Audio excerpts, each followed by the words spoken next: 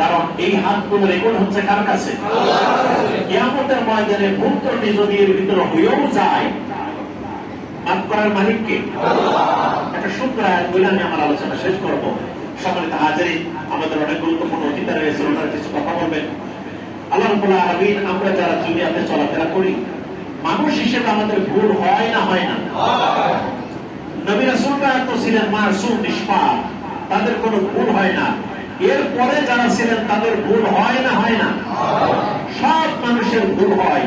তাহলে আল্লাহ রাব্বুল আলামিন যদি সব ভুল আমাদেরকে ধরতে থাকেন, তাহলে বাঁচার কোনো সুযোগ আছে কিনা? বাঁচার কোনো সুযোগ। এজন্য আল্লাহ রাব্বুল আলামিন আমাদের জন্য একটা গ্রেস নাম্বার দিয়েছেন। যখন ছেলেরা পরীক্ষা দিয়ে এই 31-32 পায়, পাস কতই? আগে 33 ছিল, এখন মনে হয় 40-এ গেছে নাকি? যাই হোক, সাধারণ শিক্ষার ভিতরে মেবি 33-এ আছেন, ধরে নিলাম 40-এ পায়। এখন একটা ছেলে 38 পেয়েছে, তখন টিচাররা কি করে? 2 নাম্বার কি করে দেয়? যোগ করে দিয়ে তাকে পাস করায় দেয়। আল্লাহ রাব্বুল আলামিন এমন সিগন্যাল দিয়েছেন আমাদের জন্য। কোরআনুল কারীমের 24 নম্বর পারা 39 নম্বর সূরা জুমার, আমাদের হাফেজ সাহেব আছেন, হাফেজ নাকি? এই যে আপনি হাফেজ, মাশাআল্লাহ, আমাদের বড় বড় বিজ্ঞ ওলামায়ে কেরামরা রয়েছেন। 24 নম্বর পারা 39 নম্বর সূরা জুমার, এই জুমারের ভিতরে আল্লাহ রাব্বুল আলামিন 53 নম্বর আয়াতে একটি খুব গুরুত্বপূর্ণ কথা বলছেন।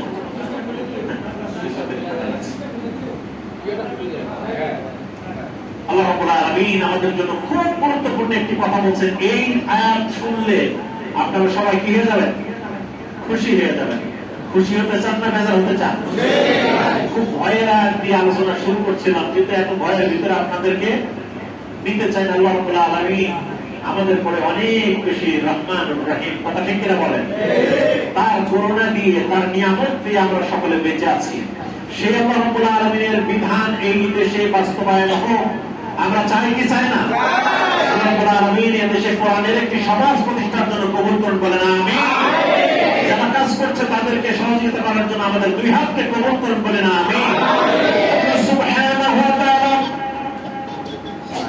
মানব সভ্যতাকে অ্যাড্রেস করে বললেন, কুল ইয়া ইবাদিয়াল্লাযীনা আসরাফু আলা আনফুসিহিম লা তাকনাতু মিন রাহমাতিল্লাহ ইন্নাল্লাহা ইয়াগফিরুয-যুনুবা জামিআ ইন্নাহু হুয়াল গফুরুর রহিম। আল্লাহ সুবহানাহু ওয়া তাআলা কি সুন্দর করে বললেন, আমার বান্দারা, দুনিয়ায় চলার পথে কত ভুল করে ফেলেছ, অপরাধ হয়ে গেছে।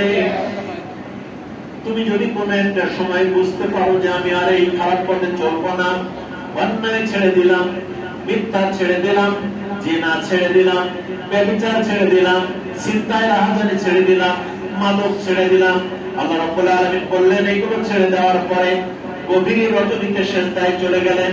মসজিদের এক কোণায় বসে চোখের পানিটা ছেড়ে দিয়ে আল্লাহ রাব্বুল আলামিনের কাছে বললেন, ও আমার রব,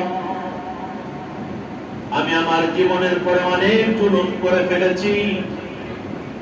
আল্লাহ রাব্বুল আলামিন বললেন, কুল ইয়া ইবাদিয়াল্লাযীনা আসরাফু আলা আনফুসিহিম, নফসের উপরে তোমরা যারা জুলুম করে ফেলেছো, আমার বান্দারা হতাশ হয়ো না।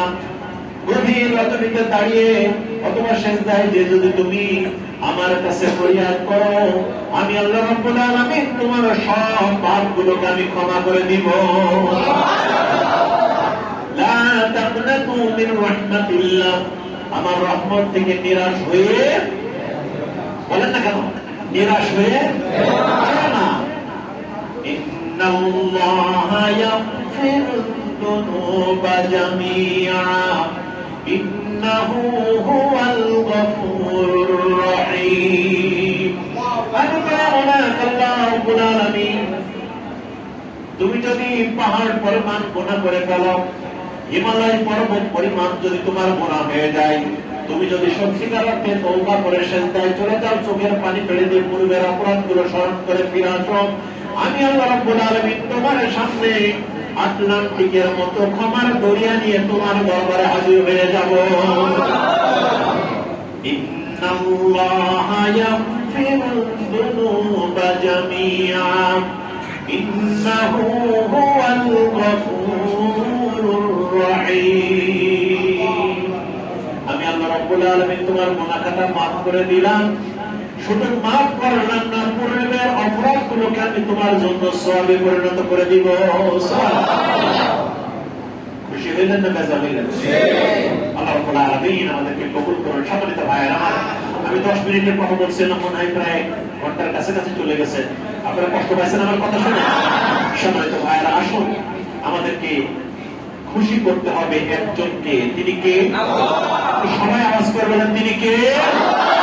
আল্লাহকে খুশি করতে হবে। কারণ আমি যত ধনী হই না কেন, আমার সন্তান যদি প্রতিদিন একটা করে জিনিস চাইবো, ধরেন বাংলাদেশের সব থেকে বড় ধনী মিস্টার এক্স, যে কোনো একজন ব্যক্তি বাংলাদেশের সব থেকে বড় কি ধনী, প্রতিদিন সকালে উঠে তার খুব আদরের একটা ছেলে আছে, ওই ছেলে এসে বললো, আপু প্রতিদিন আমাকে একটা প্রাণো গাড়ি কিনে দিতে হবে। প্রথম চাওয়ার পরে তিনি একটাকে রাজি হয়ে গেলেন। দ্বিতীয়বার চাইলে বললেন যে প্রাণো না, আমার একটা রেঞ্জ রোভার দিতে হবে, সেটাও রাজি হয়ে গেল। তৃতীয়বার আরেকটা এসে আরেকটা দামি গাড়ির কথা বললো, সেটাও রাজি হলো। চতুর্থবার চাইলে কি রাগ করবে না বেজার হবে? রাগ করবে না কি? না না দিতে হবে। রাগ করবে না? কিন্তু আমার আল্লাহ রাব্বুল আলামিন যেমন এক আল্লাহ, সেই আল্লাহ রাব্বুল আলামিন কি সুন্দর করে বললেন, ও আমার বান্দারা, দুনিয়ার জীবনে তোমার সব থেকে প্রিয় মানুষটা যদি বারবার একটা জিনিস চাইতে থাকে, যত প্রিয়ই হয়ে যাক না কেন, তুমি তারপরে বিরক্ত হয়ে যাও। কিন্তু আমি আল্লাহ রাব্বুল আলামিন এমন এক আল্লাহ, আমার বান্দারা আমার উপরে না চাইলে আমি বিরক্ত হয়ে যাই। আমার বাপ না চাইলে কি হয়? আমরা বিরক্ত হই। কিন্তু বান্দার ব্যাপারে আল্লাহ বলছে, বান্দা আমার কাছে না চাইলে আমি কি হই? এই জন্য একটি কথা আজকে শিখিয়ে দিয়ে আমার আলোচনা শেষ করব। একটি কথা আপনাদেরকে, এই কথাটা আমার দৃষ্টিতে খুবই মৌলিক কথা, একেবারে ছোট্ট সোনামণি থেকে শুরু করে একেবারে বাপ বয়সের দাদা বয়সের যারা আছেন সবার জন্য। আমরা সকলে গোলাম কার? একটু সবাই বলেন, সকলে গোলাম কার? আল্লাহর গোলাম। এবার আল্লাহর কাছে বলেন, ও আমার রব, মনে মনে, ও আমার রব, আমি তোমার গোলাম। তুমি যদি আমার কথা, আমার দোয়া কবুল না করো, তাহলে দ্বিতীয়ত এই পৃথিবীতে যাওয়ার মতো আর কেউ আমার নাই। কিন্তু তোমাকে সিজদা করার মতো, তোমার ইবাদত করার মতো পৃথিবীর বহু গোলাম তোমার জন্য রেডি আছে। সুতরাং আমি একজন নাদান হিসেবে তাহাজ্জুদের পাটিতে দাঁড়িয়ে, এই যে যুবক ভাইয়েরা রয়েছেন, যুবক ভাইয়েরা যখন দাঁড়িয়ে যায় নামাজের কাতারে, আল্লাহ রাব্বুল আলামিন যুবক ভাইদের জন্য আসমান থেকে রহমতের ফেরেশতা নাযিল করে দেয়। আল্লাহ রাব্বুল আলামিনের কাছে আমরা ফরিয়াদ করব, রব্বুল আলামিন, আমি তোমার গোলাম, তুমি যদি আমার কথা না শোনো, আমার কথা শোনার আর কেউ, কিন্তু তোমার কথা, তোমাকে সিজদা করার মতো বহু গোলাম এই পৃথিবীতে হয়তো আছে, কিন্তু আমার কাছে তোমার মতো আর দ্বিতীয় একজন রব নাই। সম্মানিত ভাইয়েরা আমার, আসুন আল্লাহ রাব্বুল আলামিন আজকের এই অনুষ্ঠানকে কবুল করুন। বিশেষ করে আমাদের ভাইরা যারা কষ্ট করে সারাদিন পরিশ্রম করার পরে আজকের এই আয়োজন করেছেন, তাদের জন্য আমরা দোয়া করি। এই এলাকার প্রত্যেকটি মানুষ যেন এই জাতীয় কোরআনের তাফসিরে বসতে পারে। আপনারা কি তাহলে কাজ করবেন ইনশাআল্লাহ? আমরা কোরআন শিখতে চাই, কোরআন নিয়ে বাঁচতে চাই, কোরআন নিয়ে বলতে চাই, কোরআনকে বাংলাদেশের সর্বোচ্চ জায়গায়, সম্মানের জায়গায় পৌঁছাতে চাই। আপনারা কি রাজি আছেন? আমাদের সকলকে কবুল করুন বলি আমিন। আসসালামু আলাইকুম ওয়া রাহমাতুল্লাহি ওয়া বারাকাতুহু।